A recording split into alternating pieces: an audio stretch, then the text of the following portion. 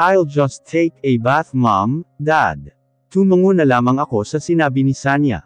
Mukhang hindi maganda ang mood niya, dahil ginhising ko ito nang makarating dito sa bahay.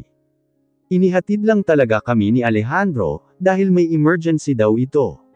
Tumawag yung manager niya kanina, na urgent daw talaga. Naiintindihan ko naman siya, dahil alam ko ang pasikot-sikot ng trabaho namin.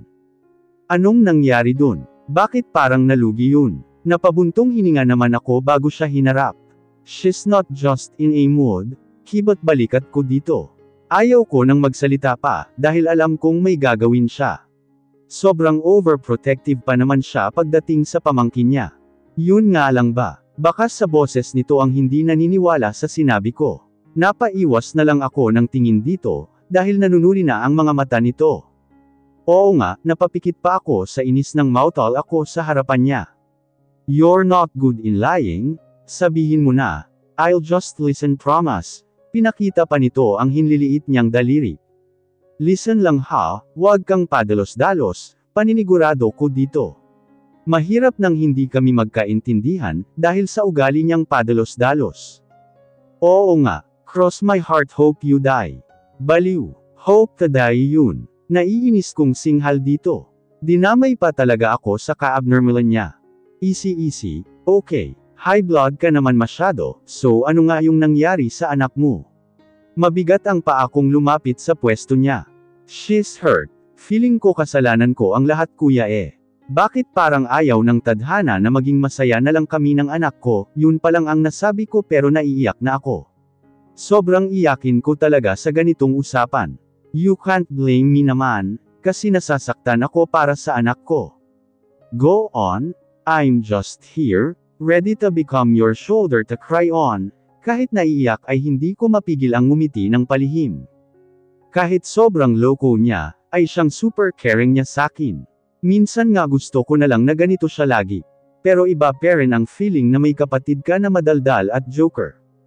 Hindi tanggap ng pamilya ni Alejandro si Sanya, kuya, halos gumaralgal na ang boses ko, habang sinasabi iyon sa kanya. Ako yung nasasaktan sa sitwasyon ni Sanya. Hindi niya deserve ang ganitong buhay. Mali ba ako na pinakilala ko na siya bilang anak ni Alejandro? Mas naging magulo kasi ang sitwasyon ng anak ko, simula nang sinabi ko ang totoo sa kanya. Sana naging kontento na lang kami, kaming dalawa lang ni Sanya sa buhay. Halos hindi na ako makahinga, dahil sa pag-iyak ko. Mali nga ba ang desisyon kung bumalik dito sa Pilipinas? Parang mas gamulo ang buhay ng anak ko dito. You both don't deserve this. Wala kang mali na nagawa, hindi lang talaga umaayon sa ngayon ang tadhana. Balang araw magiging okay din ang lahat. Don't give up, always remember na nandito lang kami nila dad and mom for you. Mom, how was your vacation? I just called mom and dad, para kamustahin silang dalawa. We were enjoying our stay here anak.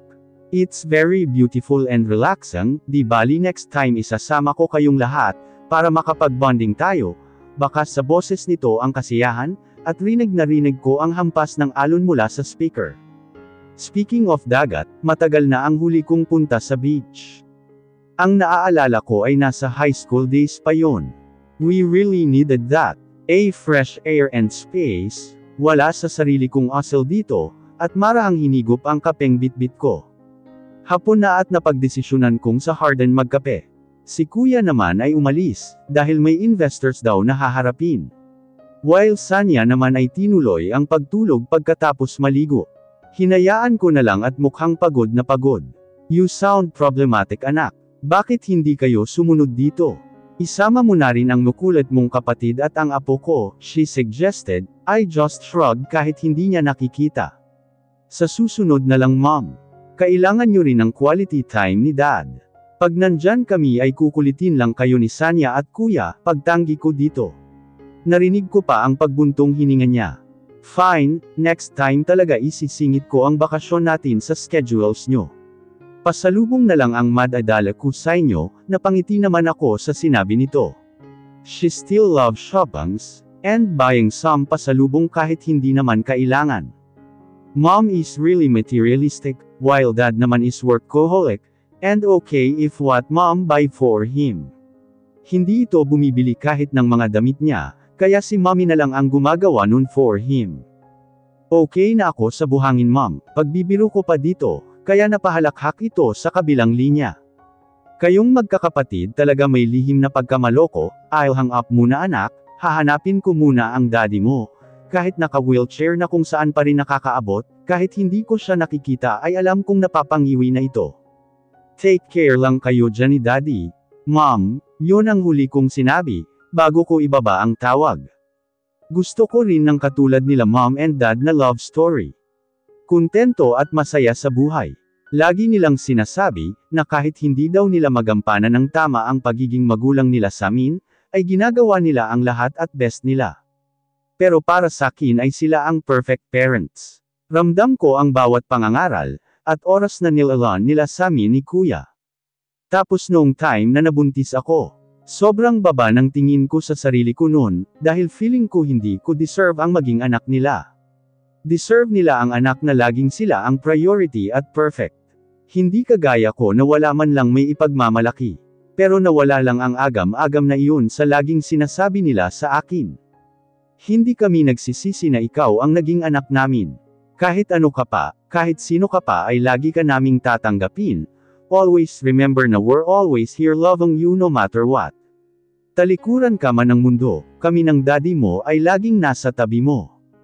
Hindi ko man lang namalayan ang pagtulo ng luha ko, habang iniisip yun.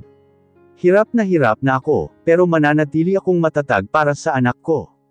Tama sila, nandyan sila na pagkukunan ko ng lakas, I'll be more stronger than I am right now. I'll be right there in a minute. Maikling tugon ko sa kabinaba ang tawag. Katatawag lang ng magiging manager ko sa commercial. Urgent meeting para sa gaganapin naming shooting. Bigla kong nakalimutan na may trabaho na pala ako this week. Who's that mommy? Nginitian ko naman siya, at hinaplos ang mahaba niyang buhok. Busy siya sa panunood ng TV, habang nagbibihis ako kanina. Thankful talaga ako at nakapagbihis na ako. Isasama sana ako ni kuya sa airport para mas ando ang kaibigan niya. Akala ko kaming dalawa lang, pero isang buong van ang dala ng mga kaibigan ni kuya. At higit 10 sila ang nandoon. Hindi rin naman daw ini-expect ni kuya na sasama silang lahat. Kaya nagpa-iwan na lang ako dito.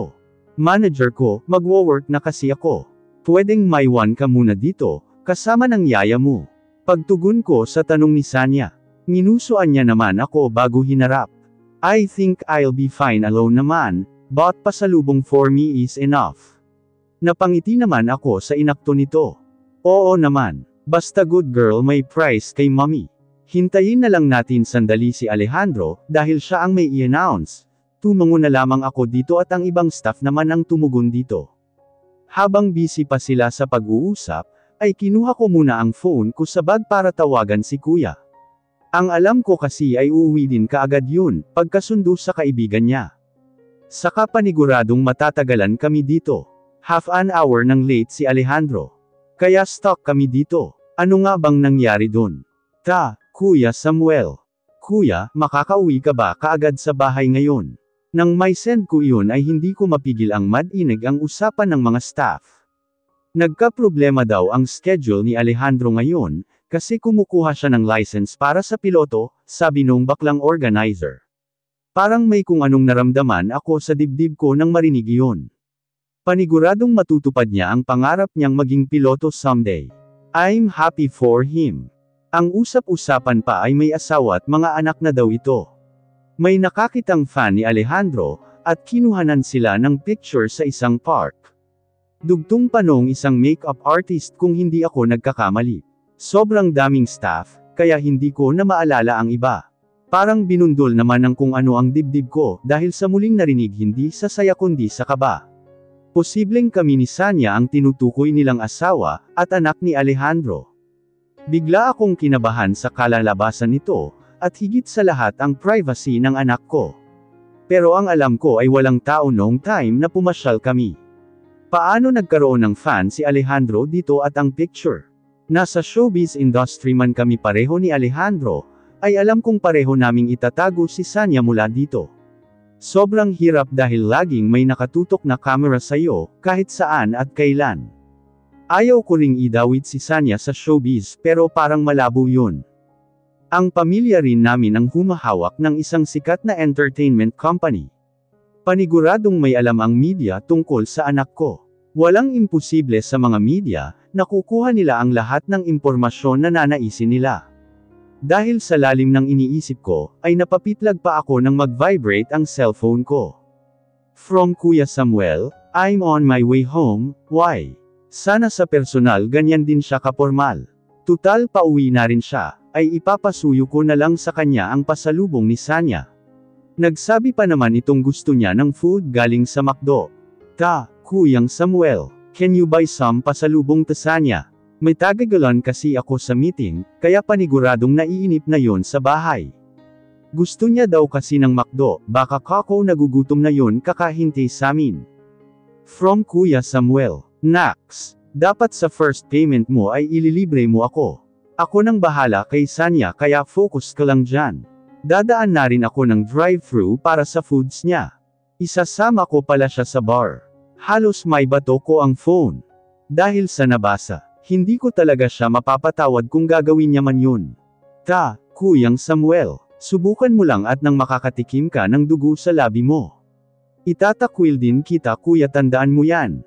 From Kuya Samuel, ito naman parang banibiro lang eh. Saka paano ko naman madadala si Sanya sa bar, bawal ang bata doon. Then limits morning kaya walang bukas na bar ngayon. Ang nave mo, inis ko namang binalik ang phone ko sa bag. Oo nga naman, bakit hindi ko naisip yun kanina?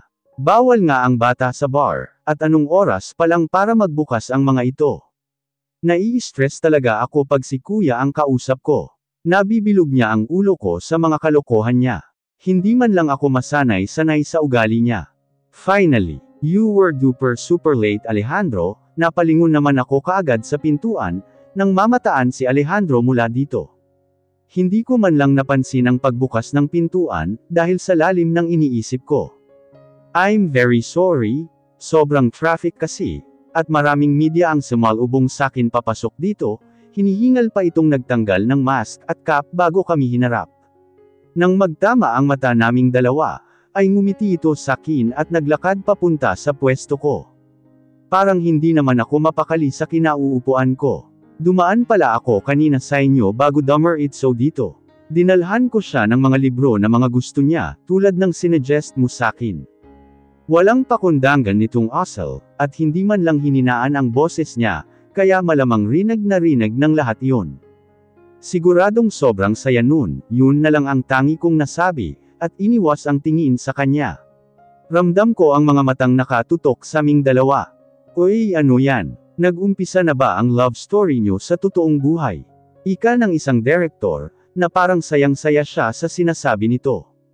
About the contract pala, hindi ko napipirmahan. May mas importante kasi akong gagampanan sa totoong buhay, na tahimik naman ang buong paligid, nabigla ang lahat sa inanunsyo ni Alejandro. Ang akala ko ay nakapirma na ito sa kontrata, kaya siya ang magiging kapareha ko sa palabas. Pati ako ay naguguluhan, bakit aatres pa siya kung kailan handa na ang lahat? Pero marami nang nag-e-expect na fans mo. Paniguradong maraming hindi magaganda na feedback kung hindi mo ito tatanggapin, Alejandro. Ramdam ko ang tensyon sa buong paligid, kaya tumahimik na lang ako sa kinauupuan ko. Hindi rin naman ako makakatulong kung dadagdag lang ako sa problema. I'll quit for this and showbiz. Magfo-focus na ako sa gusto kong career sa buhay. At gagampanan ko ang dapat gampanan, dahil ilang taon ko silang hindi nakasama. I'm really sorry, but nothing or no one can change my mind. I think you're in a big trouble, sister. Hindi ko na lang pinansin ang pang-asar ni kuya, at pinagpatuloy ang panunood ng balita. Halos lahat ng balita ay tungkol sa pag-quit ni Alejandro sa showbiz. Maraming nanghinayang, at isa na doon ang producer ng magiging commercial sana namin. Nag-back out na rin ako, sa totoo lang ay hindi iyon pwede, at maari akong makasuhan kung hindi ko pinagpatuloy ang kontrata. Dahil pagmamay-ari ng pamilya namin ang kumpanya, ay si daddy na lang daw ang bahala. Kuya, kailan daw ba uuwi sila dad? Hindi ako mapakali sa kinauupuan ko, dahil sa mga nangyayari ngayon. Hindi pa settle ang lahat, hanggat hindi pa nakakauwi si Dad. I feel bad kasi parang ako ang may kasalanan ng biglaang pag-uwi nila. Anong gagawin ko parang mababaliw na ako, I used power if needed, at ito ang tamang panahon para dito. Speaking of Dad, nagpapusundo na sila sakin. Mamayang 2 PM daw ang flight nila, sagot naman nito, kaya gamaan ng kaunti ang kabang nararamdaman ko. Time check, alas 9:55 ng umaga. Maaga pa masyado para maghanda sa pagsundo sa kanila sa airport. Where's Sanya na pala? Napalingon ako kay kuya nang magsalita ito. Nagpipaint sa garden, ni Bob Ord na ata kapapanood ng TV, ilang araw na rin siyang nagrereklamo. Sobrang boring daw sa bahay, at halos siya lang mag-isa. Marami namang bata sa subdivision namin, pero hindi naman siya nakikipaghalubilo. Sadyang choice niya lang mapag-isa, kaya sobrang boring ng buhay niya. Laging libro ang kaharap, at mga gawain na siya lang mag-isa ang nag-enjoy. What if enroll natin siya sa art class? Magaling naman siya sa painting, at paniguradong matutuwa yun, kuya suggested habang nakaharap sa phone niya. Malamang ay nag-scroll na naman siya sa social media niya. Pwede naman, kakausapin ko na lang muna siya bago ko enroll, sagot ko na lang dito at tinuon ang atensyon sa TV. Ito ang kanina ko pang hinihintay na interview ni Alejandro. Sa labas pa lang ay nagkakagulo na, para lang makuhanan ng magandang litrato ang lalaki. Hindi pa man sila nakakapasok sa building, kung saan gaganapin ang interview niya, ay nakaabang na ang maraming media sa labas. Totoo bang may anak ka na Mr. Del Rosario? Bakit kailangan niyo pong umalis sa showbiz? Maari ba naming malaman kung ano ang dahilan, at bakit kailangan niyong bitawan ang career ninyo? Sobrang daming tanong ng media, pero tanging, no comment, lang ang sinasagot nito at ng manager niya. Meron siyang interview sa isang sikat na noontime show. Ito daw ang magiging huli niyang interview as an actor. It's an pleasure to interview the most hottest artist in the country. Bago ang lahat, maari ba naming malaman kung ano ang nararamdaman mo ngayon? Ang host sa interview niya, ay isang DJ din sa sikat na radio station. Kaya mas maraming nag-aabang ng interview nila. I'm good, still hoping na magiging maganda ang kalalabasan nitong interview ko, nakangiting sagot naman ni Alejandro, at marahang kumaway sa mga pili niyang fans, at ilang media na kumukuha sa kanila. Maraming hindi na makapag-antay para malaman ang totoo. Mr. Del Rosario, sa bawat katanungan ko ay maari ka lang sumagot ng ayon sa gusto mo. Kung may tanong mang sensitibo, ay maaari ka lang magsalita ng pass, pag-uumpisa ng host habang binabasa ang hawak nitong papel. Tumango naman si Alejandro dito, at niluwagan ang necktie niya. Mukhang tensyonado siya sa lagay niya ngayon. First question, totoo bang magki-quit ka dahil ipagpapatuloy mo ang pagiging piloto? Yes, matagal ko na itong pangarap, kahit nasa showbiz pa lang ako. Second question, ano ang dahilan at bakit kailangan mong mag-quit kung pwede mo namang pagsabayin ang pag-aartista at pagiging piloto? I have two reasons for that. The first one is gusto kong tutukan ang gusto kong career sa buhay, at ito ang pagiging piloto at gusto kong mag-focus ito. At ang pangalawa ay may importante akong gagampanan sa totoong buhay ko. Last question, totoo bang may anak ka na? Maari mo bang ipakilala ito sa amin? Yes, I have a daughter, but I will keep her privacy. So, I won't be able to introduce her. I'm a proud father, pero hindi ko pa kayang ipagsigawan kung sino siya, at sino ang mother niya. Gusto kong manatiling pribado ito, at sana maintindihan niyo ang pagbibitiw ko. Yun lamang at maraming salamat sa lahat-lahat ng suporta.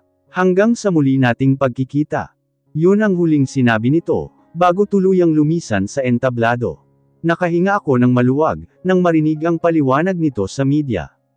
Kahit papano ay nahimasmasan ako. Tama nga ang naging desisyon kung itago si Sanya sa mundo ng showbiz.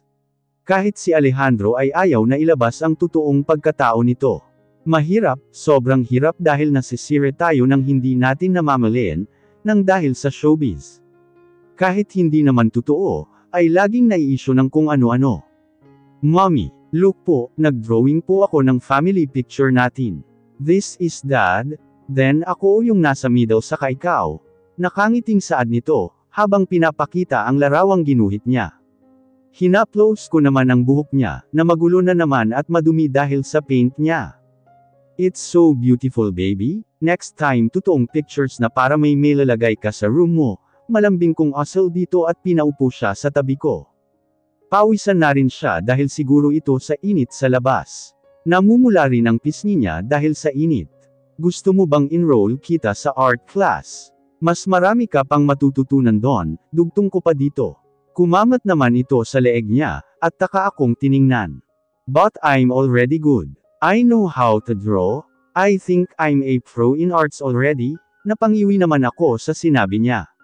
Bakit parang ang hangin pakinggan ng mga sinasabi niya? Alam ko namang magaling ka na mag-drawing. Pero mas magiging magaling ka pa mag-draw, then you'll become a pro na, pang-uuto ko dito. Feeling ko kay kuya niya naman na ang pagiging mahangin niya minsan eh. Fine, I teach them na lang how to become like me. Hindi pa rin ito natatalo, kaya napatango na lang ako sa kanya. Oo na lang.